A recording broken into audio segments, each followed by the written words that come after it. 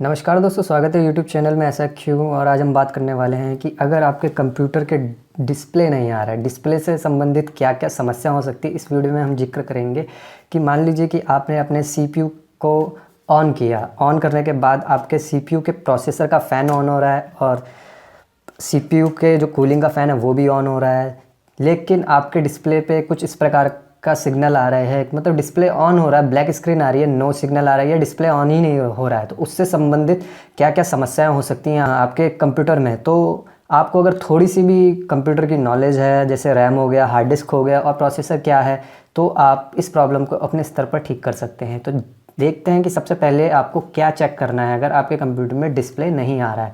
तो सबसे पहले आप क्या कीजिए कि आपके जो कंप्यूटर है उसमें अगर CRT मॉनिटर लगा है या LED डिस्प्ले लगा है तो उसकी आप पावर कॉर्ड को चेक कीजिए। पावर कॉर्ड अगर कहीं से कटी है या टूटी हुई है तो उस वजह से भी हो सकता है कि आपके LED डिस्प्ले में सप्लाई ना जा रही हो। सप्लाई ना जाने की वजह से भी आपकी LED डिस्प्ले ऑन नहीं होगा। वहीं दूसरी चीज़ आप चेक कर सकते हैं कि मतलब आपने चेक कर लिया कि पावर कॉर्ड जो है वो बिल्कुल सही है। जो CRT मॉनिटर होगा या LED डिस्प्ले हो उसमें पावर का जो इंडिकेशन LED बल्ब होता है वो ऑन हो रहा होगा। अगर वो ऑन हो रहा है तो इसका मतलब ये है कि आपके डिस्प्ले में पावर तो आ रही है, लेकिन आपका डिस्प्ले सही काम नहीं कर रहा। तो उसका दूसरा कारण क्या हो सकता है? दूसरा कारण ये हो सकता है कि आपकी जो VGA केबल है वो ख़राब हो सकती है। VGA केबल क्या करती है, वीडियो सिग्नल को CPU से लेती है और डिस्प्ले में देती है। तो VGA केबल के जो पोर्ट होते हैं CPU सेक्शन में, आप उसको चेक कीजिए कहीं वो तो लूज़ नहीं है। और उसी VGA पोर्ट को LED डिस्प्ले या CRT मॉनिटर की तरफ भी आपको चेक करना है। साथ ही साथ ये देखना है कि वो केबल आपकी ख़राब तो नहीं हो गई, कहीं से कट तो नहीं गई है, डैमेज तो नहीं हो रखी है।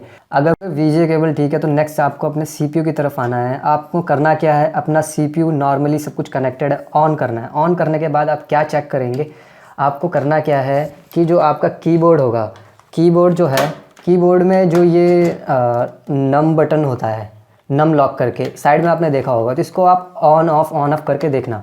जब आप ऑन ऑफ करेंगे तो अगर इसके सामने की जो LED बल्ब है, छोटा सा इंडिकेशन है, वो अगर जल रहा है, मतलब ऑन ऑफ करने में ये कब ऑन होता है ऑफ होता है, मतलब LED इंडिकेशन दे रहा है, तो इसका मतलब ये है कि आपकी जो प्रॉब्लम है वो डिस्प्ले से ही रिलेटेड है। क्योंकि ये ऑन ऑफ हो रहा है यानी कि सिग्नल आपके कीबोर्ड में जा रहा है, यानी कि आपके जो डिस्प्ले है उसमें प्रॉब्लम, इंटरनल प्रॉब्लम हो सकती है उसके पैनल में। तो आप उसको किसी सही इलेक्ट्रीशियन से दिखा सकते हैं।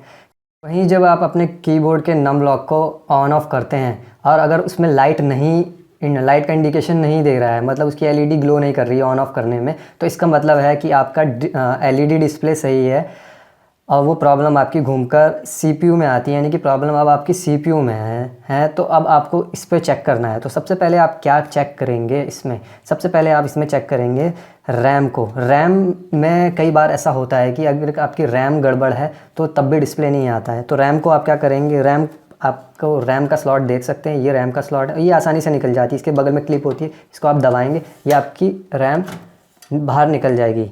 अब होता क्या है कि कई बार ऐसा होता है कि ये जो रैम के जो पॉइंट्स होते हैं जिससे कि ये CPU में कनेक्ट होता है, इसमें कार्बन जम जाता है। तो आपको करना क्या है कि इन पॉइंट्स को रबड़ से साफ़ करना है।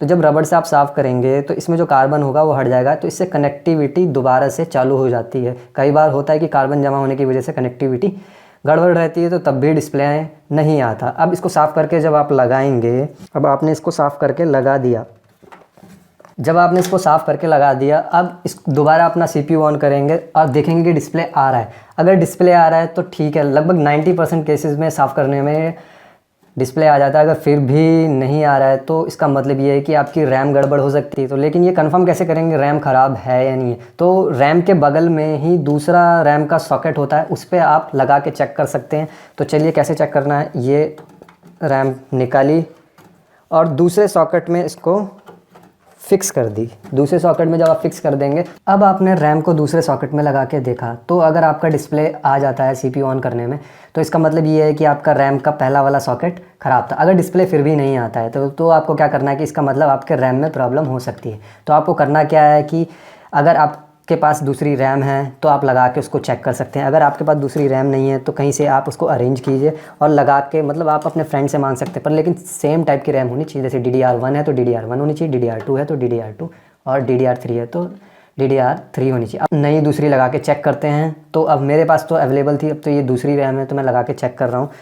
अब मैंने दूसरी रैम लगा के चेक किया तो इसमें अगर ये डिस्प्ले आ जाता है तो इसका मतलब ये था कि हमारी पहली वाली रैम ख़राब थी और इसका सॉकेट सही था। लेकिन अगर दूसरी नई रैम लगाने के बाद भी इसमें डिस्प्ले नहीं आ रहा है तो इसका मतलब घूमकर बात आती है कि आपकी पुरानी वाली रैम सही है और इसका जो सॉकेट है वो भी सही है। अब वो प्रॉब्लम है वो आपके मदरबोर्ड में है। अब मदरबोर्ड में प्रॉब्लम है तो आप उसमें क्या क्या चेक कर सकते हैं अपने स्तर पर। आप उसमें ये चेक कर सकते हैं जितने भी ये कैपेसिटर लगे हुए हैं रैम के बगल में, आप इनको चेक कर सकते हैं कि ये लीक तो नहीं कर रहे हैं, कहीं ये काले तो नहीं पड़ गए। अगर काले पड़ गए तो इनको ये चेंज आपको कराना पड़ेगा।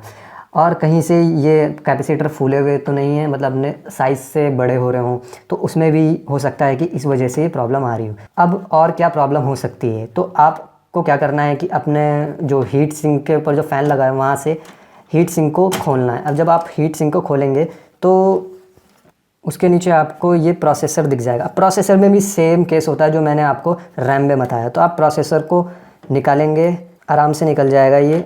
अब प्रोसेसर में भी ये क्या होता है कि ये प्रोसेसर के पॉइंट होते हैं जिससे ये मदरबोर्ड में कनेक्ट होता है, तो इसमें भी कार्बन जम सकता है। तो इसको भी आप साफ़ कर सकते हैं रबड़ से आप साफ़ कर सकते हैं ताकि ये कार्बन हट जाए। तो अगर इसकी कनेक्टिविटी लूज़ हो रही होगी तब भी आपका डिस्प्ले नहीं आएगा CPU के केस में।